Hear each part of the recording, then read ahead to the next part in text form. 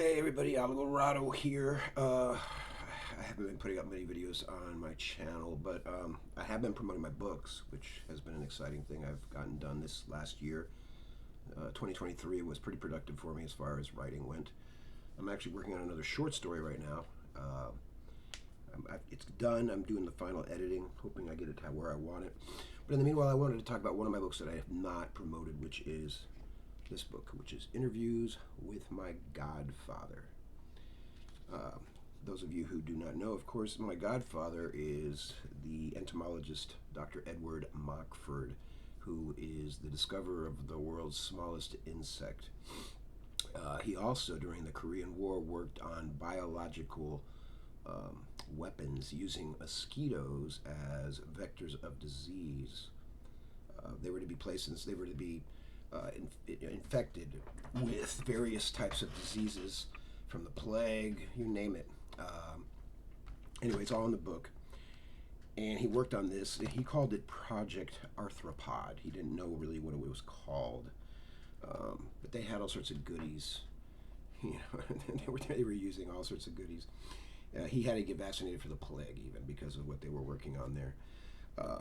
But this book, if you're interested in history or if you're interested in biological weapons and the research that was done, even though it was called Chinese propaganda, the Chinese actually claimed that they had, had encounters with this type of weaponry from the Americans, but the Americans claimed that it was pure propaganda put up by the Chinese.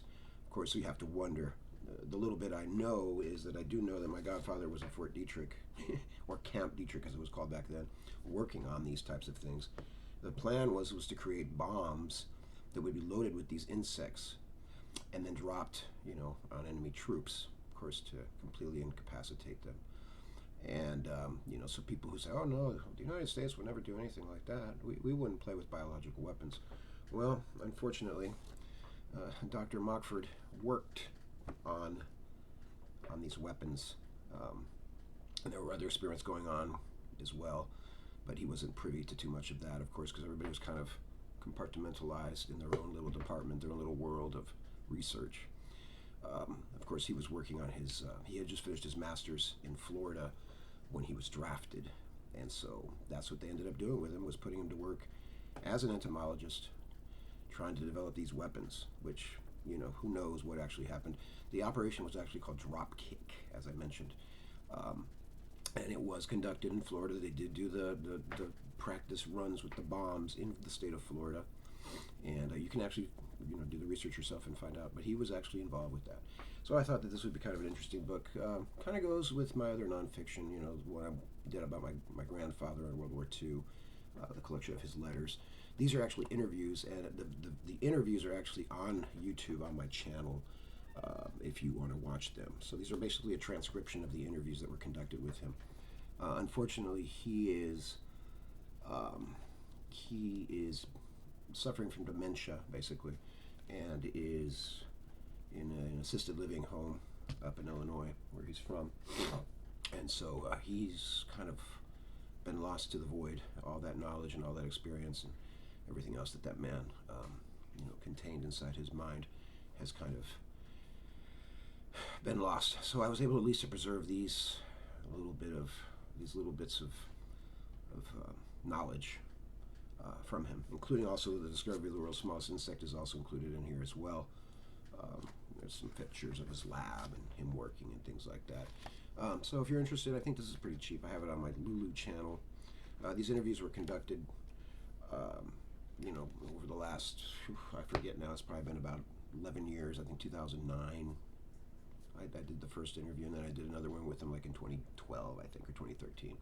Anyway, but his health really deteriorated during the COVID pandemic, and I think isolation. He took the vaccines.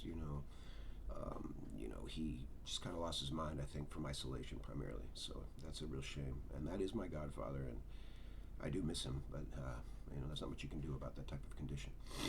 Anyway, so if you are interested, again, this book is Interviews with My Godfather.